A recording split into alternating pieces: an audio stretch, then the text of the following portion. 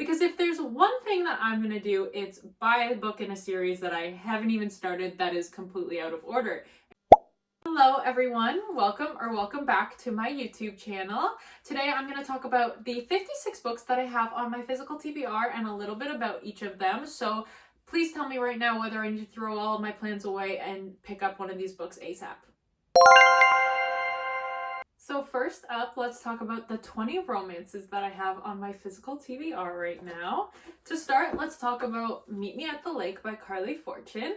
I've actually had this on my TBR for like 2 years. I tried to pick it up 2 summers ago and I just couldn't get into it. I used to not like second chance romances at all, but since then I have read One Golden Summer and Every Summer After, and I really enjoyed both of them. So I really do want to get to this one soon. Probably not till next summer now, just because we are going into fall and the cozier months, and summer romances just don't scream the kind of weather and ambiance, but they take place in Muskoka, and that's just very nostalgic for me from my summers as a kid, and I really just want to get into it.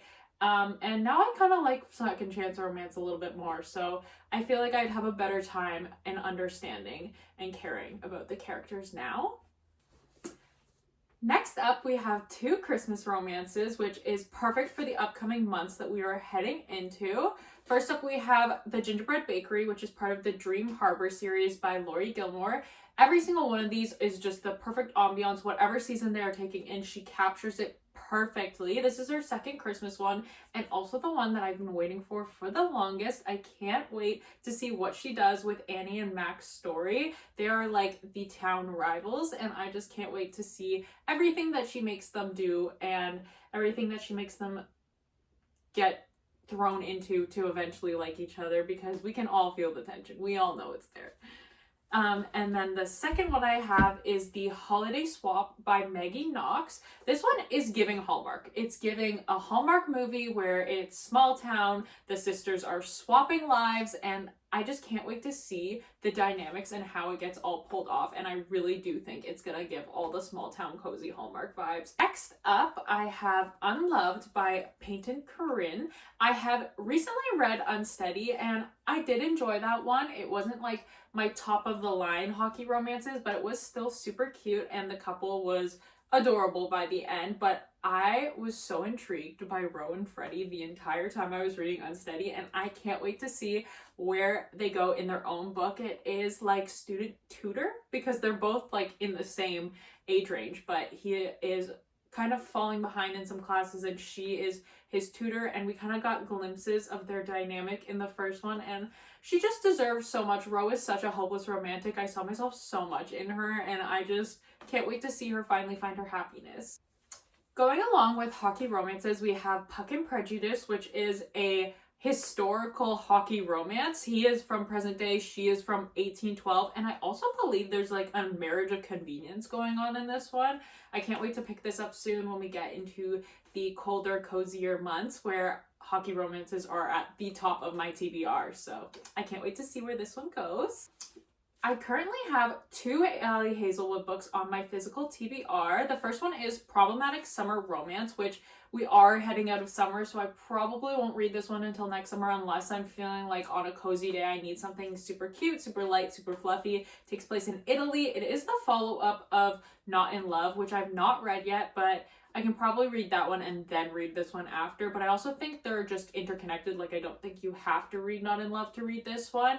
It is best friend's brother, but also age gap. So I just can't wait to see. Apparently the FMC is a very feisty, like knows what she wants in life, and I can't wait to see where this one goes. Second Ali Hazelwood that I have is Check-in Mate, which is her young adult debut about 2 chess players who kind of find love within each other, and also the FMC is falling back in love with chess itself. So I can't wait to see. I don't know too much about this one, but I do know that a lot of people say it's very cutesy, but also on the upper YA side. I currently have 2 of Rebecca Yarros's contemporary romances on my physical TBR. I know this is book 2 and book 4, and technically for book 4 I need to read book 1 or 3, I think, because it is a second chance of one of the couples that's in one of those books, if I remember correctly. But this one is like on its own, and I don't know too much about the series. I actually got them both from HomeSense on clearance, and I was like, I know I'm gonna read the series eventually, so why not just pick them up now? But I do know that they are going to be very heartbreaking, very cute and wholesome, while also making me cry my eyes out. So I can't wait for the cozy days when I can just wrap up in a blanket and read these and just feel for some characters. For Lucy Score, I have the entire Knock 'Em Out trilogy, which I have not read any of these. The only thing I've read by Lucy Score was By a Thread, and I'm honestly a little bit intimidated because they are chunky romances. I usually like smaller romances, lighter, fluffier romances. Not to say that they're not fluffy, but they are long, and I've heard that they go into a lot of depth. So they are a small town romance, and they all follow different couples. One is a second chance, I believe. One is like not enemies to lovers, but haters to lovers. There's some dynamics of small town politics. So I'm just really interested to go into these ones eventually whenever I feel less intimidated by like 600-page romances. From Christina Lauren, I have Something Wilder, which is like a treasure hunt, second chance, kind of takes place in the desert romance. I don't know too much past that, but excited to get to this one again if I'm feeling like a summery romance on a cozy day. The Love Haters by Catherine Center. I meant to pick this one up in August, and then I just completely lost track of my reading time. I started going right into a bunch of summer romances right at the end of the summer, like the procrastinator that I am. And then it kind of just went into September, and I was adjusting to school, and it just didn't end up happening. But I've read all of Catherine Center books in the middle of the winter, even her summerier ones, I guess you could say, and I love them all. So I'll definitely pick this one up in the next few months because I'm just so intrigued. It's like coworker's brother, I think, and like she's doesn't know how to swim, and she's like some videographer, and I just think it will be the cutest thing. I love Catherine Center's romances. They're super cute, fluffy, no-brainers. I love them. Continuing on with the summer romances, because as I told you, I was procrastinating all summer long and didn't read them in the summer. First up, we've got Elle Kennedy, The Summer Girl. Another one where I know it's the third in the series, but I got it at a secondhand bookstore when I was in Vancouver, and it was in like perfect condition, so I was like, why not? It's cute, it's summery. From Kennedy Ryan, we have her Skyland series. I only have 1 and 2 because I did not want to buy number 3 when I hadn't even read 1 and 2 yet. So I can't wait to get to this series and see how Kennedy Ryan's writing is. Next up, we have Miss Lila Sage, and we have got Soul Searching. This one will be read in the next few weeks. It will no longer be on the physical TBR as of a few weeks from now because I have been waiting for this one. It has been one of my most anticipated reads since she announced it because I read her cowboy romance series this year and fell in love with it, fell in love with her writing. Everything about it was perfection. This one is a paranormal romance, and there's lots of ghosts. It's spooky. I definitely think I'm going to read it right around Halloween, and I cannot wait. The only reason I haven't picked it up yet is because I'm currently reading Alchemized, and that book is chunky. She is long, so I'm going to be reading this in the next few weeks, but I can't wait to see and go to the world of Sweetwater Peak. All right, so the final book I have on my physical TBR in my romance section is Eleanor and Gray. This one is the art copy because it is getting traditionally published in January, so very much congratulations to that author. And I instantly was super intrigued by the time that I read the synopsis of it, because it is second chance, friends to lovers, and single dad and nanny, and I just think that it is going to be super cute, but also something about it just gives that it's gonna pack a punch, and I am super intrigued and will be reading this ASAP, so I cannot wait. So remember when I said that that was the last book on my romance TBR? I lied. We have 21 books because I completely forgot about The Most Wonderful Crime of a Year, which I can't wait to get to this one this Christmas. So I don't know how I forgot about it. It was sneaking around on my shelf. But this one is like the Christmas novel that took everyone by like a storm by last year. and everyone loved it. They said it was like a Christmas rom-com meets Knives Out, and I can't wait to read it. I'm so intrigued. I know nothing about it. All I know is that it's like rivals to lovers. There's got like a Knives Out kind of vibe going on, and I am going to be sat December 1st reading this one. Review to come. You better wait and see. First stack off of that crazy stack thing I had going on there, let's get into the 17 books that I have on my fantasy physical TBR.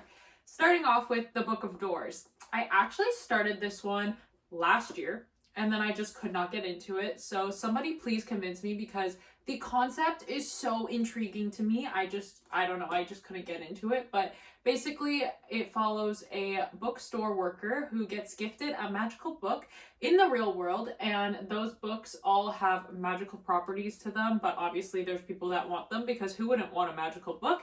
And it just kind of follows the story as there's lots of violent hunts to find those books. Next up, we have Spells for Forgetting by Adrienne Young. I discovered this author last year when I read The Unmaking of June Farrow and quickly fell in love with her writing. I think it was so beautiful, so magical, so artistic, and I can't wait to read everything on her backlist and everything that she comes out with, because it is all on my auto-buy list. But Spells for Forgetting is like a fantasy and a mystery. It follows a small town where a murder occurs. There's lots of magical properties, lots of folklore involved, and also maybe he wasn't actually the murderer. So I guess we'll figure out when we read this one. Next up, I have A Song to Drown Rivers, which I was immediately intrigued, not only from the name, but the cover, the synopsis, everything about it. It's basically a fantasy between two kingdoms. It's inspired by the four beauties of ancient China, and I just can't wait to see what this author has done with this tale and how she has twisted it into a fantasy world, fantasy elements to fighting kingdoms, all about womanhood, war, sacrifice, love, and I'm just super intrigued by this one. Next up, we've got Immortal Dark, which I have heard so much about. This one's like a dark academia, vampire, everything under the sun that you could possibly fit into a fantasy. I've seen so many people read this. I've seen so many people love it. I think it's going to be perfect for spooky season, so I'll definitely be picking it up in this month. Next up, we've got The Wren in the Holly Library. I saw this one again at HomeSense on clearance and could not resist it. First of all, the gorgeous sprayed edges, the gorgeous cover. This one's all about a girl who falls in love with a monster and the bargains that occur when that happens.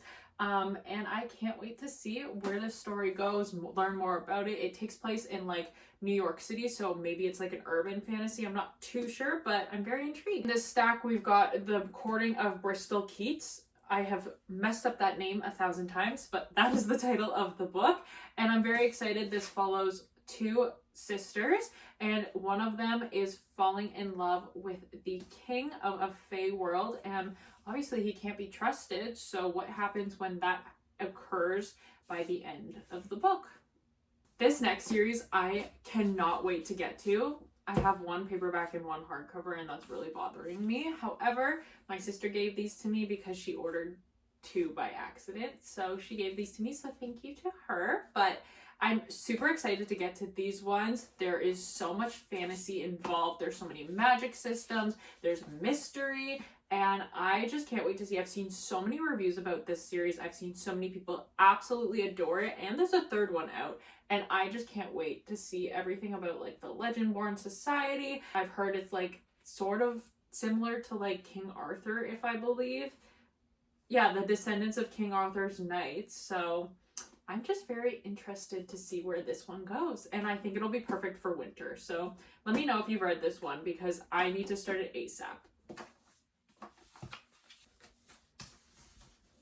Alright, so these next two are in a series, and I actually have read the rest of the series, so that's a miracle. I can't wait to get to these ones. I read The Serpent and the Wings of the Nights last year and absolutely adored everything about it. I've read all of the little novellas in between, and I just can't wait to get to this one. This one is the Shadowborn duet, and I think that they're going to be so much fun because we met Mish in the first two books, and I instantly was intrigued by her character and her storyline, and I can't wait to see where we go in this one. Apparently they travel to the underworld, so I'm very intrigued. The final one in this pile, no comment. Yes, it is the 5th book in the series. Have I read the first one? Absolutely not. Will I be reading it soon? Hopefully. Do I even own the first one? No, I do not. I literally picked this up yesterday because, again, me and a clearance book at HomeSense hates to see me coming. It really does, because instantly I'm buying it. I need it for my shelf. I have heard so many good things about the Breach Kingdom series, so I know I'm going to love it, and I know I'm going to fall in love with the characters. But why did I buy the 5th book when I haven't even read the first one? I don't own the first one. I don't know how I'm going to read the first one. Actually, I do. It's on Audible for free, so I will be reading it like as an audiobook. But why? I mean, they're gorgeous covers. There's that. Sue me. A girl loves to bookshop. For our final victim of the HomeSense clearance aisle, I live at HomeSense. Anyways, this one is Kingdom of the Feared, and before anyone says anything, I have actually read Kingdom of the Wicked. I have read the first one in the trilogy. Yay me. I'm currently reading the second one, and I bought the third one because, again, the hardcover was on clearance, and I knew I was going to get to it eventually, so why not just buy the physical trophy of it? But I don't know where this one is going to go. I don't know even really where we're going in the second one right now, but I'm just here for the vibes, and I can't wait to see where we go. Next up, we have Vow of Thieves. I read Dance of Thieves earlier this year, and I wasn't too connected to this story. I honestly might have to reread Dance of Thieves before I get to Vow of Thieves, just because I didn't connect with the storyline too much, so I don't really remember a lot of it, but I do know we are continuing the plot line that we followed in the first one and just kind of seeing where we go from there. I obviously can't get too much into it just because it is the second in a series and I don't want to spoil it.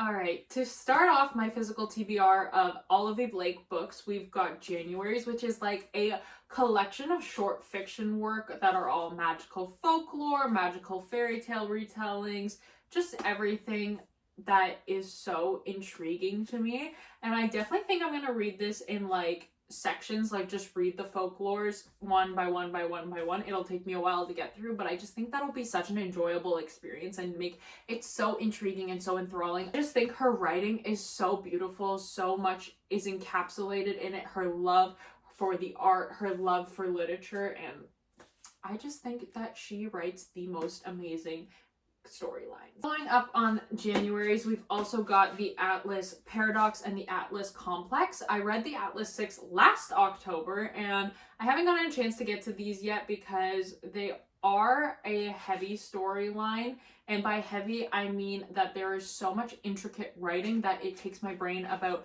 20,000 years to comprehend what it is absorbing. So they're very much intimidating for me, but I really enjoyed the Atlas 6. I really enjoy diving into the depths of all of these brain and how she sees the world and how she writes literature, and I can't wait to see where we go in the second and third book.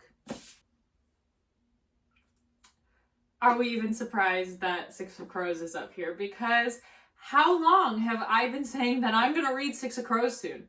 It's gonna happen, and trust me, right now, I'm going to read it soon. It's going to be read by the end of 2025, I promise. Six of Crows and Crooked Kingdom has been on my physical fantasy TBR for a very, very long time. I'm so intrigued by it. There's mystery, there's like 6 different characters. I get edits of the like Shadow and Bones and Six of Crows TV show on my TikTok all the time, and it's so intriguing to me. And the only thing that's holding me back is that apparently there's like no romance in this, and I'm very much fueled by like fantasy romances, but I don't think I need to let that intimidate me, because some of my favorite fantasies I've read are also ones that contain like little to no romance, so I just think I need to just read this, and then everyone can make fun of me when I become obsessed with it and they say, Paige, why didn't you pick it up sooner? Like we told you. So yeah, Six of Crows. And last but not least on our physical fantasy TBR, we've got If We Were Villains, and I'm so excited to read this one. Honestly, all I have to say about any book apparently is that I'm so excited, but I can't wait. There's too many books and too little time. Like, I just want to read all of these all day, every day. But I'm so excited for this one. This one's like a Shakespeare retelling, and there's lots of mystery, and there's lots of like art and lots of theater. And as someone who loves theater and loves classics and Shakespeare, I actually enjoyed reading Shakespeare in English in high school, and I just thought the way his brain worked was so crazy. So I just think that this book will be so good, and I've heard so many good reviews about it, and I can't wait to get into the world of ML Rio's writing. Alright, so very quickly before we get into the 11 books on my fiction TBR, I'm going to get into some classics. I have 5 on my physical TBR right now. First off, we've got the collected complete novels of Jane Austen, and it's very thick. However, I only have 2 left in it. I only have Northanger Abbey and Persuasion left, which I heard that they're kind of like connected, because whilst all of the books take place in like London in the real world, both of them take place in Bath, and they both take place kind of surrounding the same things, because they are supposedly at one point supposed to have been one novel, and then she split them into 2. So Northanger Abbey is like a gothic tale about this woman who goes to the residence of a man and kind of just uncovers all the mystery shadows and all of just the different kind of things that are kind of creepy in his estate, and everything to do with the death of his mother. And that's kind of all I've ever heard about the book, but I'm very intrigued by like the gothic atmosphere of it, and kind of how it's leaning more towards like creepy, eerie, kind of perfect for cozy season. I feel like all classics are good for cozy season, so I'm very excited to get to all 5 of these. And then Persuasion is very much just a story about the love and sorrow that a woman faces in Bath in the very early 1800s. So very excited for both of those.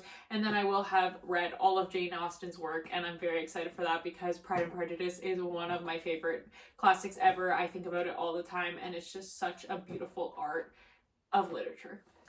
Next up, we've got Jane Eyre by Charlotte Bronte, which I'm sure everyone has heard of this book, and I am probably one of the last people to have read this classic. This edition is absolutely stunning. The pink sprayed edges get me every single time. I can't wait to pick this up and learn more about it. Apparently, this is a very heartbreaking story about a woman and just kind of what she goes through as she meets a man, falls in love with him, and kind of just her story of woman empowerment. She's also had a very tough childhood, and I just can't wait to see how this is articulated through the words of Charlotte Bronte. Next 2 books that I have on my physical TBR, and the actual last 2 classics that I have on it, are Frankenstein and Dracula. Both of these will be getting read this month because they are on my 25 in 2025, and they just fit October perfectly, spooky season.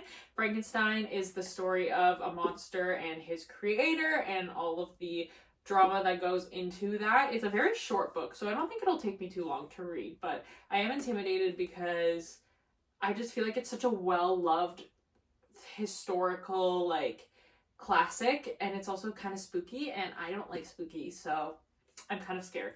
Going along with that, we've got Dracula, who I'm also scared to read about. And this one is a horror classic, which just gets me even more scared because I don't do horror. Your girl is not a horror reader. So I am just very intimidated by this one, but I'm very excited. Obviously, it follows the story of Dracula and a human that goes to Transylvania to help him, almost like a real estate agent, find housing in London, and all of the mysteries that occur after that, and all of the harmful things that happen to the society of London as Dracula comes to inhabit it.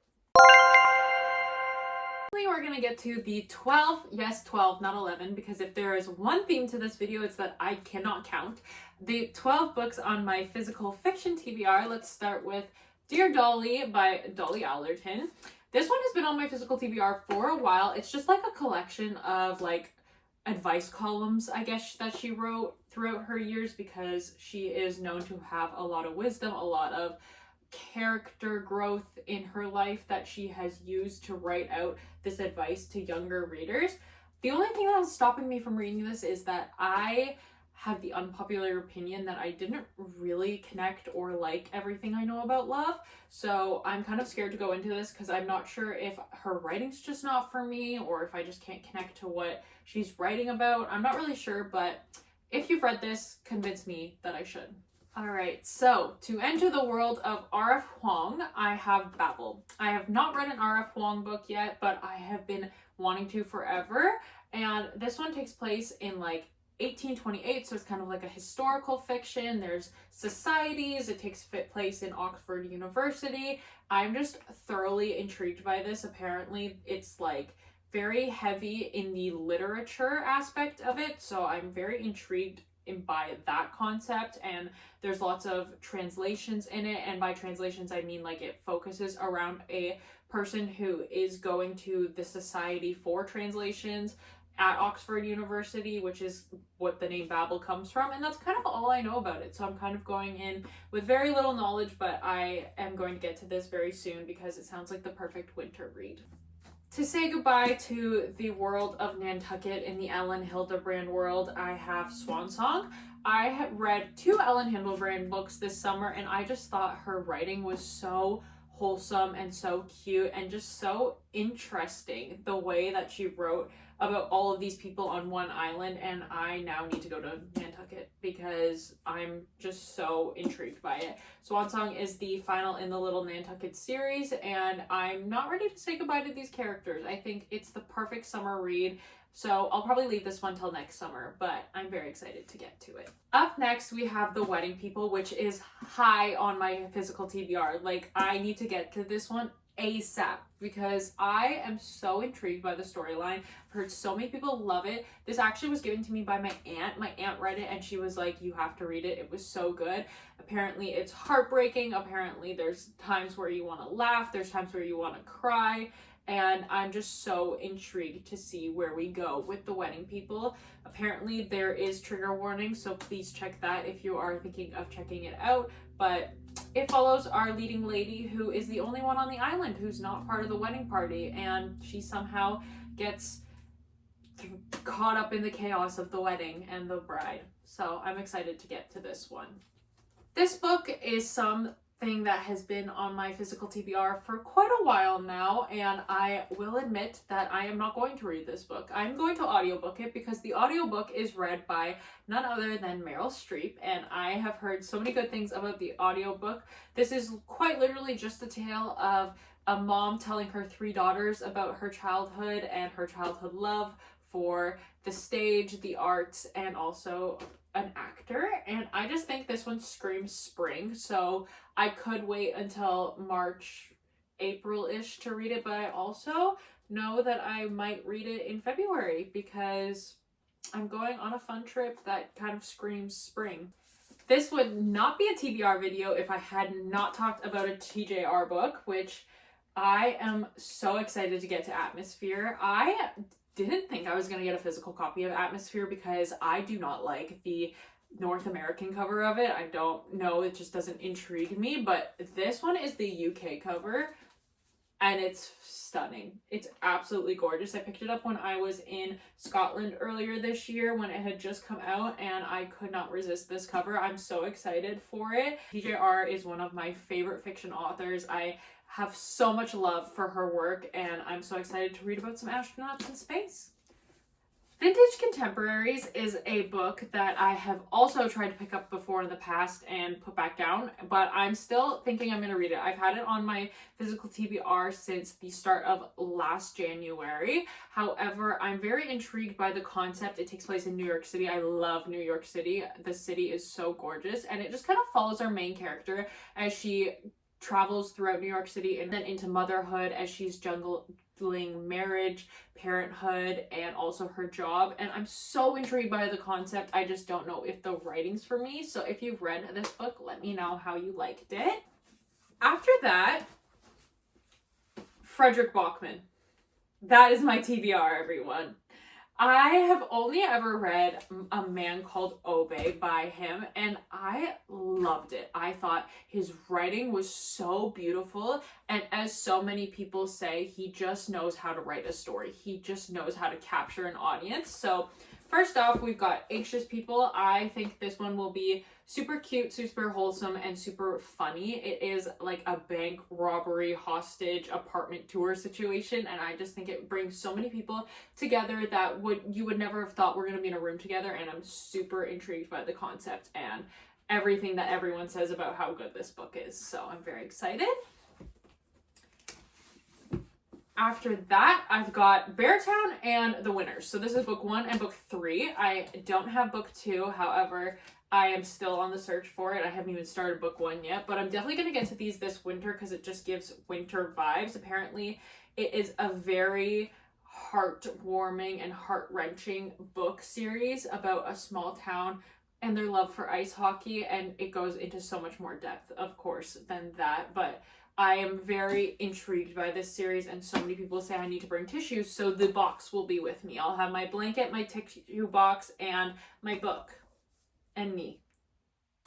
And then finally on the Frederick Bachman TBR, we've got My Friends, which is his most recent release. It's all about this girl who is learning the story behind this painting, which this is the 3 boys that are in this painting and kind of everything she learns about it. And I've heard so many good things about it, and apparently it goes into so much more depth than just that. And that's all I really know, and that's all I want to know before going into it, because I just really want to experience everything that this book has to offer.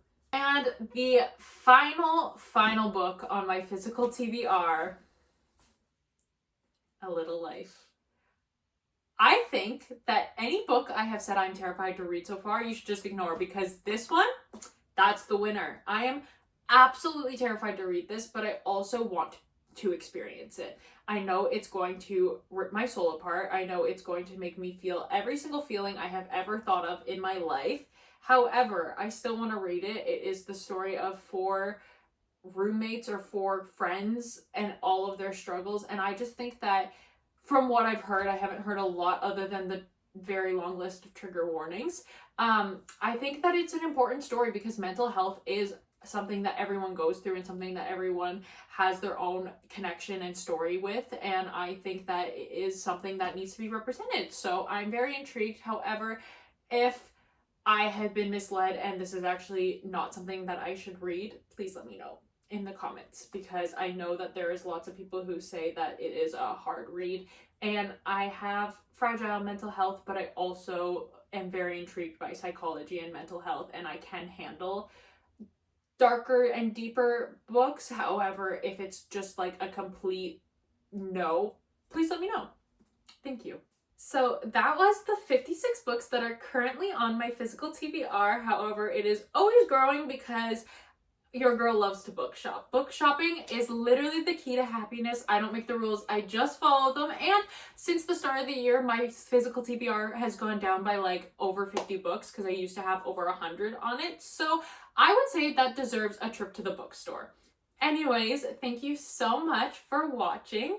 I love you all so much, and I will see you in the next one. Bye!